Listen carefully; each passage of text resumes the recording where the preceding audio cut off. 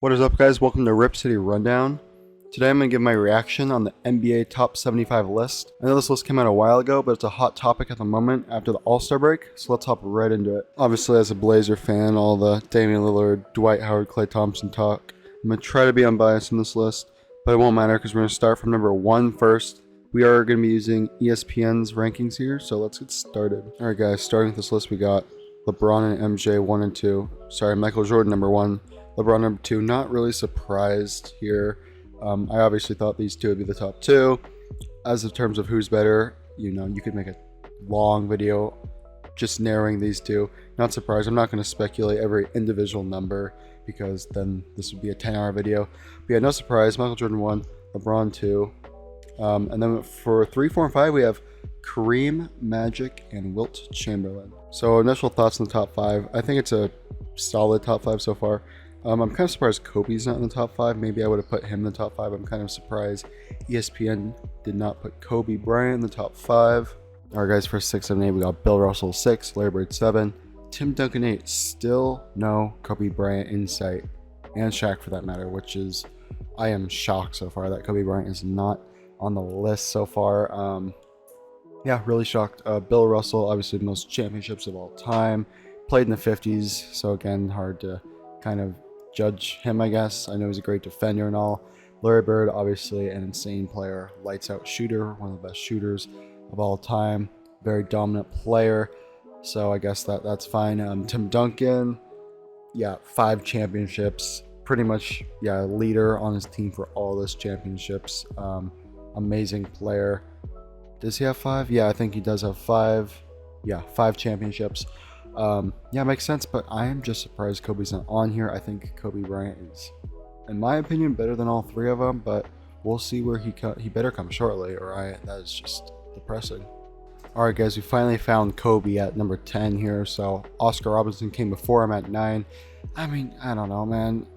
I don't want to, be mean to all these old heads and critique them, but like, come on, you really taking Oscar Robertson over Kobe Bryant?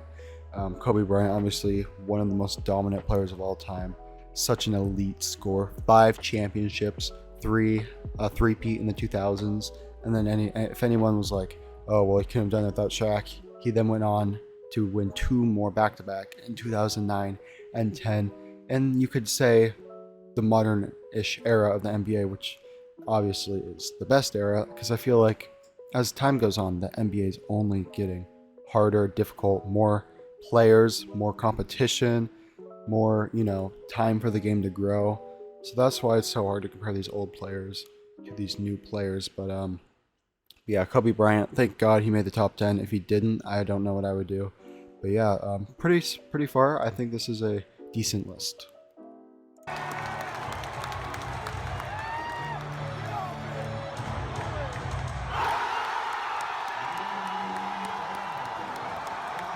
Alright guys, number 11 and 12 we have Shaq and Durant. Let's talk about Shaq first. Obviously the greatest free throw shooter of all time. I mean, this guy put up record numbers. I mean, I think the thing that really differentiates these players is how unique they are. I mean, there's never been a player like Shaq who's just been that heavy and dominant.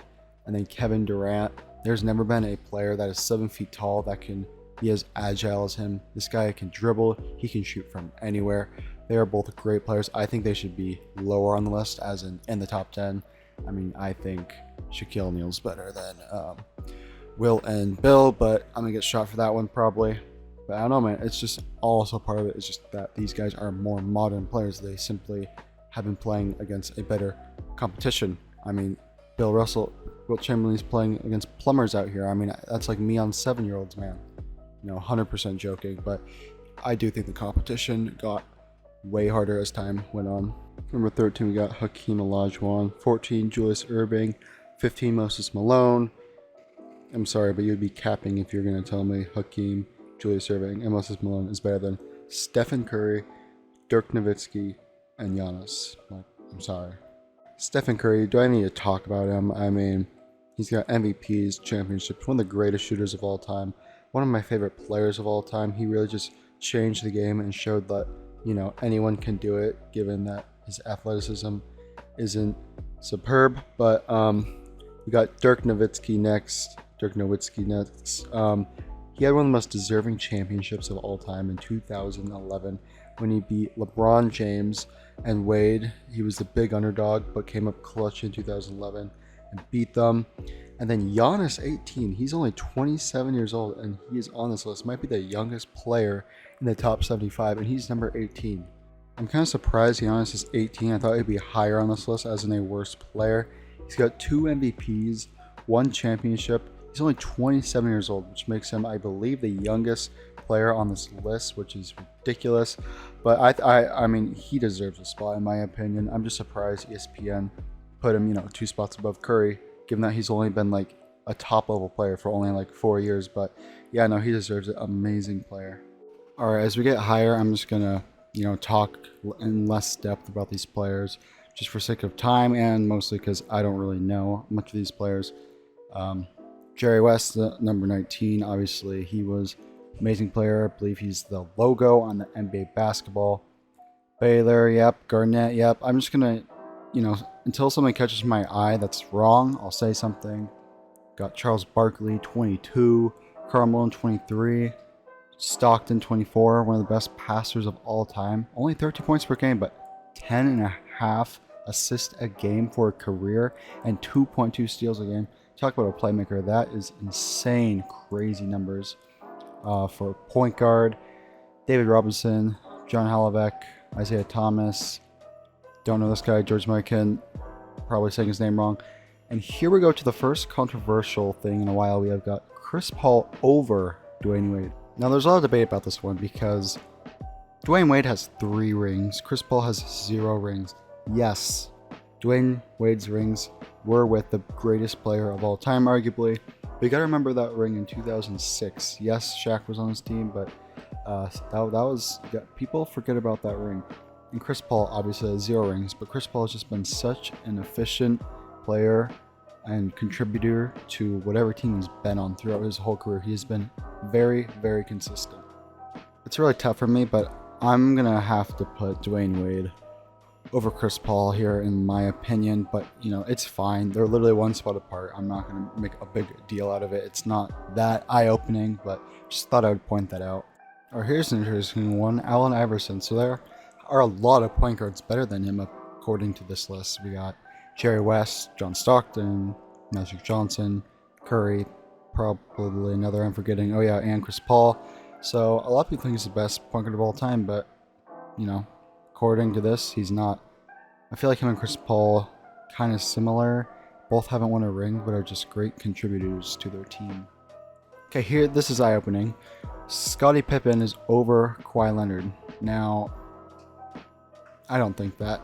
Do I think Kawhi Leonard will be higher than Scottie Pippen by the end of his career? Most definitely, but even now, I think you got to put Kawhi Leonard over Scottie Pippen. Yes, Scottie Pippen has 6 championships, which is ridiculous, but then again, he had Michael Jordan on his team, and Kawhi Leonard, he was a leader in 2019 and led his team to a championship. Also, not including his ring in 2014, but you could argue he wasn't the leader then with Tim Duncan. But yeah, no, in my opinion, you definitely got to put Kawhi over Scottie, in my opinion. Okay, not much that is eye-opening. Going through the list. Patrick Ewing, yep. He was sort of Jordan's rival in a way. Walt Frazier, Gary Payton. 1.8 steals a game. Dang. Jason Kidd. Oh wow, Jason Kidd had more steals than Gary Payton. Yeah, fine list. Don't really know much about these guys. It's hard to criticize these old players, but we got the first Blazer now, and it is Bill Walton. Obviously, Bill Walton led the Blazers to win the championship in 1977. People already call the Blazers a poverty franchise, and without him, it would even be more poverty. So, thank you, Bill Walton. Thank you. Okay, now we got James Harden. And yeah, I think James Harden's got to be higher on this list. James Harden, in my opinion, should be over Ray Allen. I'm not going to criticize the old people, don't really know him that well. I think he should be over Scottie Pippen because James Harden is a leader. Those 2 players, Scottie Pippen and Ray Allen, they weren't necessarily the leaders on the team. Harden was a leader, even though he's had the tools to get the championship. But even though he hasn't been able to get it done, I still think you got to put him over those other players. Because talk about taking over a game. That's what Harden can really do. That was loud. All right, now we got Clyde the Glide at 53. He was great at defense, so many steals, great offensive player, great player, one of 3 Blazers that made the list. So yeah, what do you guys think? Go comment below, who do you think's the best Blazer of all time? Is it Clyde Drexler, Damian Lillard, or Bill Walton? All right, lots of old players that I don't know too well. I mean, Rodman. Yeah, I'm kind of surprised Rodman's on this list this high. I mean, he was a great rebounder. Obviously, was with Michael Jordan, Scottie Pippen, and then I see Russell Westbrook. And obviously, Westbrook's over Dame on this list because we haven't seen Dame yet. And you know, I'm not gonna be mad at people for. I think Dame's better than Westbrook, but I'm not gonna be mad for people thinking that Westbrook is better than Dame, because Westbrook has had an insane career. He's been to the finals. He has an MVP. His stats are absolutely ridiculous, but I mean, mans can't shoot. But yeah, I can make a whole video explaining why I think Lillard's better than Westbrook, but this is not that video, unfortunately. Westbrook has definitely the tools he needed to win a championship, and he hasn't accomplished that. And I'm not going to say Dame hasn't, but, well, Dame hasn't, clearly. So I'm going to say that. But yeah, let's move on. This isn't a Westbrook versus Dame video. Okay, guys, here is one that I'm going to start talking about a little bit. So this list has Anthony Davis at 71, which is obviously above Damian Lillard, and this makes no sense to me. Anthony Davis was on a, mediocre team for all these years through the 2010s. He made the playoffs twice. Dame has made the playoffs almost every single freaking time. They were both in the West, had the same competition. They were drafted, I think, the same year, or at least 1 year apart. I think the same year. And Dame has just had so much more success. And then AD jumps to LA with the greatest player of all time, and they win a 2020 bubble ring. It's like, is that the reason? It has to be. It's just kind of sad. I don't think it makes sense to put him over Lillard at all. And all these Klay Thompson should be on, and Dwight Howard should be on. Fans that are picking on Dame, like, bro, pick Anthony Davis to be the replacement, not Dame. And then coming, yeah, wow, so they literally put him in the last spot. Damian Lillard, number 75. So I'm gonna explain right now why he definitely deserved to be on this list, why I think he should be lower on this list and like better. And I'm gonna explain why I think it's stupid for some people to think that he should be replaced by other players. And yeah, first of all, Dame is unique. There are not a lot of players. There are basically no players like Dame. You could argue Stephen Curry, but even they have very different play styles. There's just no players in the history of the NBA that can just take over at the level that he does. Some honorable mentions, I mean, Kobe Bryant, sure. Honorable mentions, Clay, maybe Curry, I wouldn't even say that, but I mean, this man hits 4 threes in a row consistently at the end of multiple playoff games, regular season games, to reel the team back in and take the dub or lose like he did against Denver, where he put 55 and had one of the most historic playoff performances in NBA history. He has one of the highest clutch percentages also in NBA history. Lillard has so many rare game winners, especially that one against OKC. Like, that will never happen again. A player will never take that shot and have the audacity to do that again, but Lillard did that. And holy crap, the accomplishments. What a stupid subject, because if you know the context of the Portland Trail Blazers the last 10 years, Lillard is freaking 31 years old. And the top 5 teammates he's had of all time, CJ McCollum, Nicholas Batum, Aldridge, which he literally had for his rookie year, Nurkic, and I don't even know, maybe Carmelo Anthony, maybe you could put Simons in there. Just absolutely ridiculous compared to other teams. And the Blazers have always been, a build-around Dame team. And obviously their GM just got fired for obvious reasons because, I mean, look what he's had to deal with the last 10 years, people. People compare Lillard to Stephen Curry. And let's be honest, Stephen Curry is better than Lillard. But Curry has 3 championships. If you put Damian Lillard on Stephen Curry's team with Kevin Durant, Draymond Green, Klay Thompson, Andre Iguodala, Steph Curry doesn't even have a Finals MVP, which shows he didn't even lead his team in the frickin' finals, man. Dame has to lead his team basically every game. If Dame doesn't get 30, the Blazers lose. That's how it's been the last 10 years. And here's the thing to look at. If you put Curry on the Blazers the last 10 years, how many rings does Curry have?